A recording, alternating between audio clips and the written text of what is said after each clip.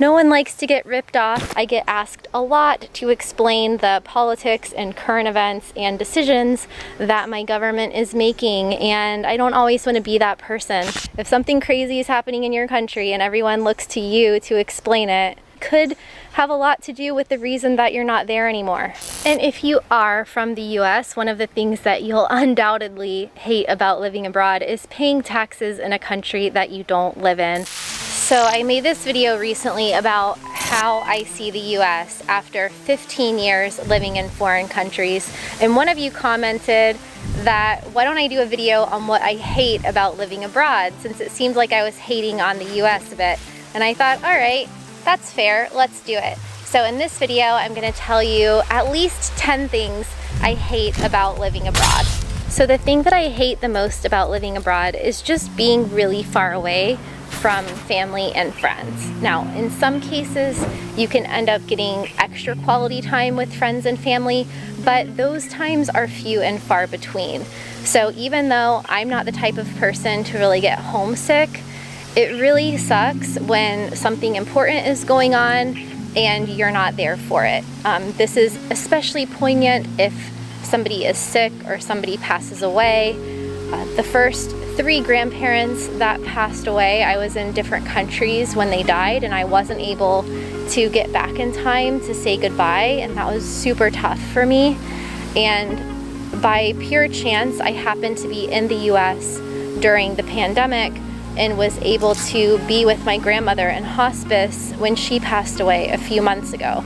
So this was the first time that I was in the same country as a loved one during that tough time, and I really appreciated that. And you know, it would have been a lot different if I was in a different country during the pandemic. It would have been a lot more difficult for me to get back and probably wouldn't have happened. So as much as I love living abroad, I don't like being so far from friends and family. The second thing that sucks about living abroad that's kind of related is that you miss a lot of really important life events. So you miss weddings, you miss birthdays, and not only do you miss them because you're not in close physical proximity to go, but people actually stop inviting you to things because they just assume that you're not going to come, or that you can't come, or that you don't want to come. And this can kind of hurt your feelings over time, because when you first move abroad, people will still invite you to things just out of courtesy and politeness and because they want to include you. But the longer you're abroad, the less and less people will invite you to stuff, because even if you happen to come home for a little while, or even if you would be willing to fly back to go to whatever the thing is, people either don't want to bother you or they just assume that you're not going to go, and so you can end up just not getting invited to a lot of your friends' weddings and things like that. So it's definitely a trade-off. I still think that the trade-off is worth it for living abroad versus never living abroad. But definitely one of the things that I don't like is missing out on life milestones and events that everybody else is there for. Another thing that I hate about living abroad is never having a home. Like, this is something that people, I think, really take for granted who continue living in their home countries, is that even though I like being a minimalist and not having a lot of stuff, I've never lived in a home that I owned, and I've never lived in a home for more than maybe a year at a time. So I've never had my own space. I've never had my own furniture. Like, I don't even know what my home would look like if I had one. And so that is kind of a weird feeling. Like, the good thing about living abroad is that you can make your home wherever you are, and you realize that you can fit in anywhere in the world. But the downside is that even when you rent a property long term, or even if you buy a property in another country, if you know in the back of your mind that it's temporary, it's very difficult to actually put down roots in that place. And this has a lot of ramifications that extend into your personal life, into your social life, but it starts with your physical surroundings and where you live. Like, a weird thing that starts to happen if you're a digital nomad especially is that you'll start to kind of attach to a place. So after traveling for many years, you'll get really fast at making your home base wherever you are, even if it's a hotel room. And so recently, when I was living in Bulgaria for a couple months, I had a fixed departure date to go to Lisbon, Portugal. And when that time came, I was so comfortable in Bulgaria that I didn't even want to go. And Lisbon is an amazing city, and one of my best friends was there. And once I got to Lisbon, I really liked it, but I really didn't even want to move from where I was because I had been traveling so much. Unless you get permanent residency or citizenship in a place and you know you're going to be living there a long time, this feeling can be a bit disruptive. The fourth thing I hate about living abroad is saying goodbye. Saying goodbye to people, saying goodbye to places. And in the video about what I love about living abroad, I talk about all the amazing people that you get to meet. But on the flip side, the part that sucks is saying goodbye to them and knowing that you might never see those people again. As the saying goes, it's better to have loved and lost than never loved at all. And I definitely feel like it's the same way with travel, with experiencing new places, and with meeting other people. But that doesn't take away from how awful it is to have to separate from them and have that uncertainty of when or if you're ever going to see them again. And that leads me to dating. Dating can also be really difficult when you live abroad. Now, some people find love really quickly, and I've had some clients that they met their future wife like the day that they stepped off the airplane. And so it can happen. But in my personal experience, I mean, I guess I don't have much to compare it to because I haven't dated so much in the US, but I have found it to be pretty difficult because there's confusion over who to date, first of all. It's like, do you date locals? Do you date other expats? Do you date tourists? And you will end up dating all different types of people, but in many cases, the locals don't want to date you if you're only there temporarily because they don't know how long you're going to be there. With expats, it's a really good bet, except you don't know how long they're going to be there either. So you might meet somebody who's in the 11th month of a 1-year work contract, or even in the last week of a 1-year stay in a country. I once met a guy who was in the last like 5 days of a 1-year around the world trip. And if I had met him in the first 5 days, maybe we would have ended up traveling the world together. But because I met him at the end, he had to go back home. And so that really sucked. And another guy I was dating in Amsterdam broke things off pretty early on because he knew that I was only going to be there for 3 months. And then I had to leave because my passport stamp was running out. So dating while living abroad can be extra complicated. And I know this all depends on perspective. Like, you can live anywhere in the world and have the mindset that dating is tough, but I really do think that it's harder as a traveler. So even though you get to meet a lot of people, it's not so good for longevity in dating. And along those lines, another one of the things that you might start to crave is feeling like a local in a place, but being accepted by other locals as a local. So what I mean by that, as an example, one time I was staying for a while in Santorini, Greece, and I had just been on a cruise through the Mediterranean and like a different place every day. And finally, my friends and I stopped in Santorini for a couple weeks, and I went to the same coffee shop every morning. And I started to get like a little bit envious of the locals that were coming in every day to get their coffee and how they had this rapport with the baristas and the people that were working behind the counter in the bakery.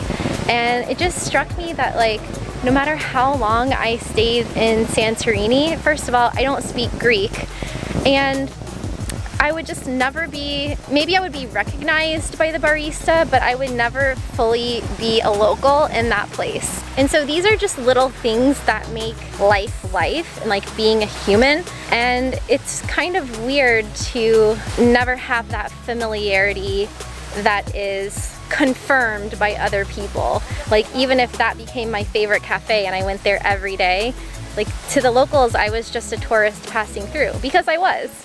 The next thing that sucks is that you'll never fit in completely in your new adopted country. But the other thing that happens is that you also won't fit in completely anymore in your home country. Now, you might already feel like that, and that's totally normal. Maybe all of us don't feel like we fit in the world sometimes, but when you move abroad, even if you become a citizen, even if you learn the language, even if you live there for 10 years, 20 years, 50 years, people who don't know you will always see you as an outsider, and you'll always have this kind of burden of proof to prove that you are a local there, to prove that you deserve to live there, to prove that you're part of that society. As human beings, we all have a need to fit in.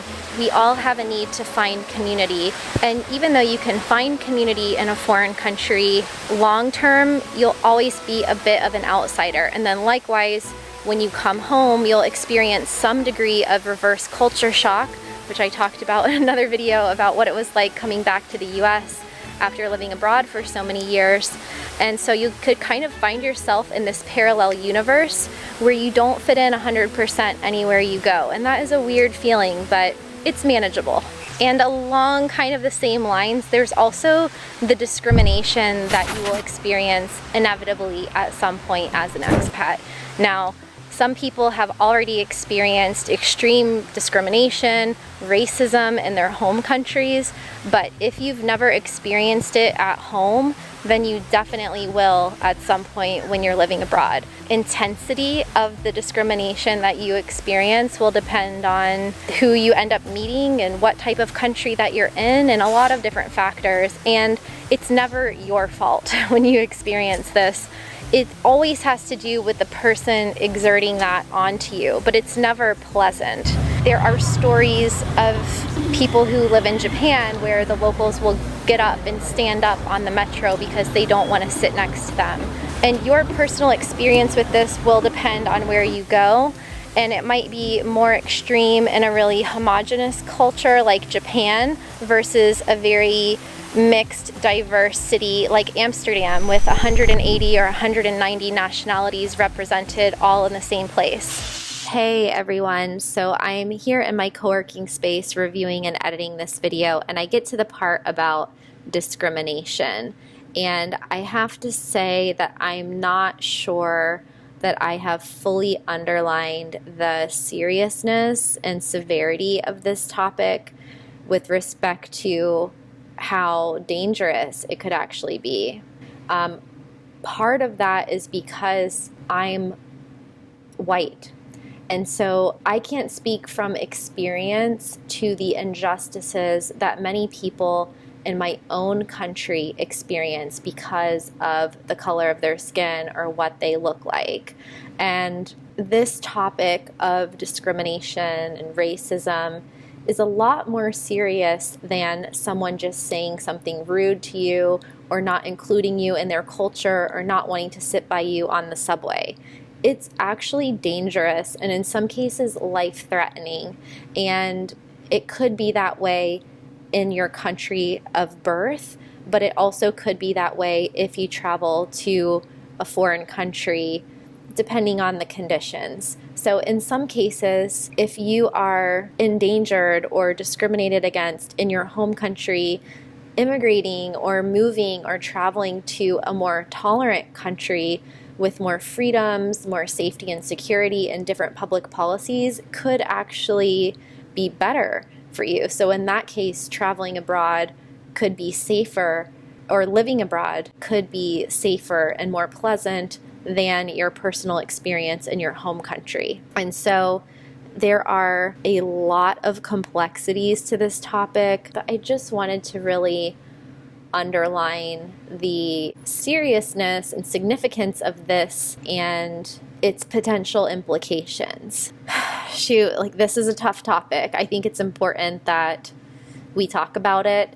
I don't have all of the answers, but I hope that touching on this can bring some light to it, help you in your own personal decision-making process when it comes to where you're going to travel or live in the world in the future, and Regardless, I just hope that everyone has a positive experience. I do recommend to check sources like the Global Peace Index, and there's even a feature on Nomad List. There are metrics on freedom of speech, female friendly, racial tolerance, and LGBTQ friendly. And so I don't think that's scientific, but definitely do your research on something that you think might affect you when going to another country. Stay safe, take care of yourself, just be careful wherever you go. Another thing that sucks about living abroad is the learning curve. So this comes in a few different ways. First, there's the actual logistics of moving to a new country and learning everything new for the first time. That a lot of this can be avoided if you're using a relocation company, and I'm biased because I have a relocation company and that's what I've been doing, is helping people avoid the pain that comes with moving to a new country that doesn't really add value to the experience. It just becomes a source of frustration or wasted time, wasted money. And so that part is never fun about moving to a new country. I guess it builds character, but it's something that you will experience to some degree each time you move to a new country, because there are always going to be things that you don't know how to do and that you can't expect. So that part really sucks. And then on the back side, there's the cultural adjustment period that comes from moving abroad. So what happens is that at first you get into the honeymoon stage of living in a new country where everything is really fun, really beautiful, really exciting, and then that initial excitement wears off and the tough part comes of adjusting and integrating with that culture. And I'll drop some links below to the curve of cultural adaptation for foreigners living abroad if you want to check that out.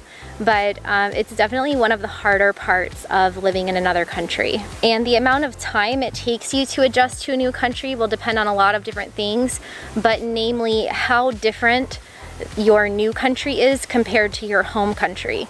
So in another video, I've talked about the Hofstede Index, where you can compare and contrast countries on different parameters.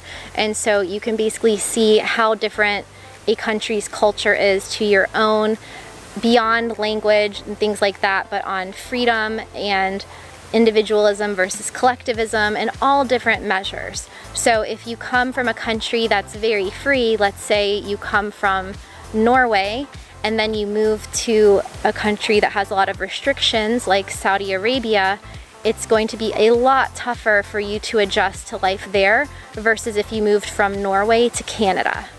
So there's cultural issues, there's language issues, there's logistical issues, and then there's also like government red tape and everyday annoyances like figuring out how to pay your bills or waiting for the internet guy to show up. And then there's those little things that you don't think about, like in some countries, if you are 2 seconds late, you're gonna miss your train. Whereas in other countries, if you're 2 hours late to dinner, it's no big deal because no one else has gotten there yet. So there's all of these different nuances that you have to get to learn, and it's not the best part of living abroad. It can definitely be a challenge.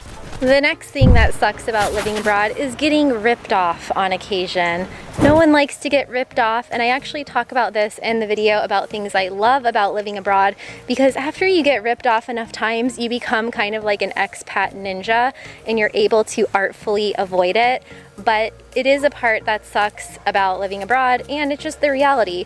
Whether you get ripped off exchanging money or you get overcharged for your housing or for your taxi ride, if you're not a local somewhere and you've never lived there before, you're not gonna know everything, and eventually people are gonna take advantage of you. I also had a friend who had all of his luggage stolen twice out of the trunk of his car. Once in Costa Rica in a shopping center when he was eating dinner, and another time when checking into a hotel in Miami. So you just never know when it's gonna happen. The more you travel, the more countries you live in, the more opportunities there are for things to go wrong just by virtue of you being in a new place, foreign land, and interacting with more people and just exposing yourself more. So it sucks. It's a reality of living abroad. I don't like it, but you can still make the best of it. Another thing I don't like about living abroad is language barriers. So I don't like when I don't speak the local language, and I don't like it because I feel rude not speaking the language. I don't like it because it's harder to communicate. I don't like it because it's harder to get to know people. It's hard to find your way around. And even if people don't expect you to speak the local language, I still feel a lot better if I can do it. And I only speak English and Spanish, so there are quite a few countries that I can get around in just knowing those two languages.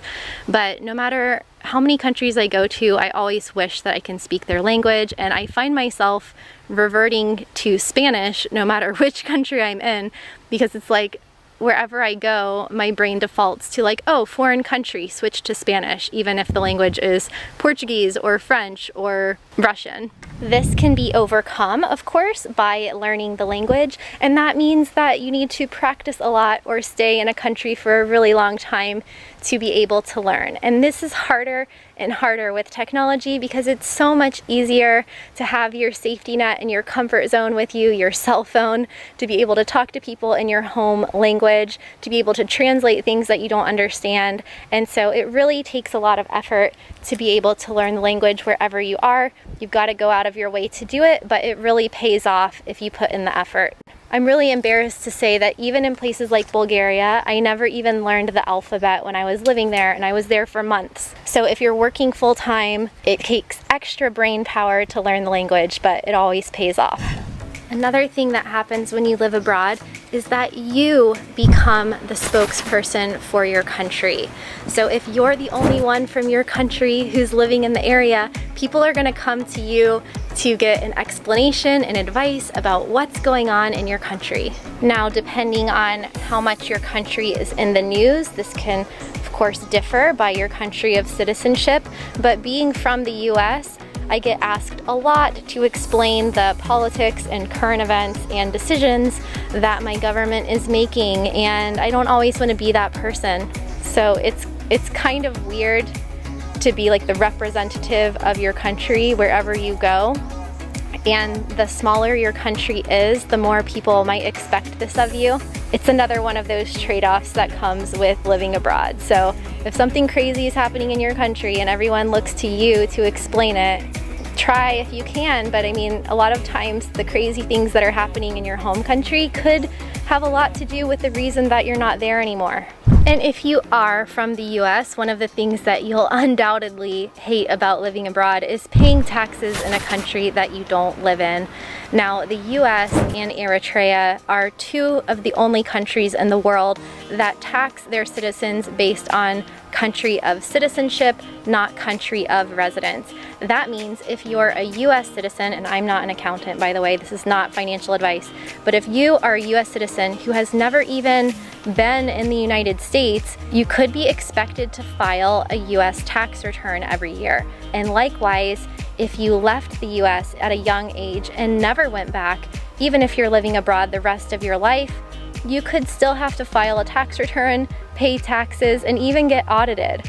This US tax policy is definitely one of the things that I don't like about living abroad, even though I sometimes can qualify for tax credits like the foreign earned income exclusion. But it's also a big reason why so many US citizens give up their citizenship, because they don't want to be tied to a tax system in a country that they don't plan to go back to. And that's perfectly understandable.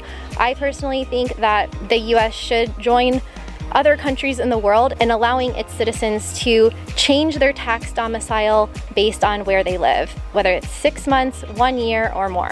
There should be some method for US citizens to be able to change their tax domicile without moving to Puerto Rico. And then the last thing that I don't like about living abroad is what happens after. Like, what is the end game of living abroad? Do you go back to your home country? Do you become a settler in a new country?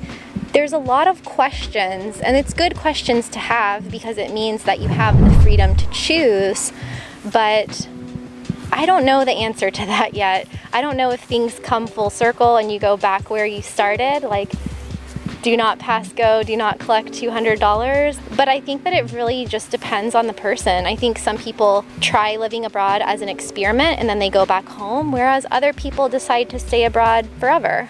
These are all questions that I don't know the answer to because I haven't lived this process out yet in life.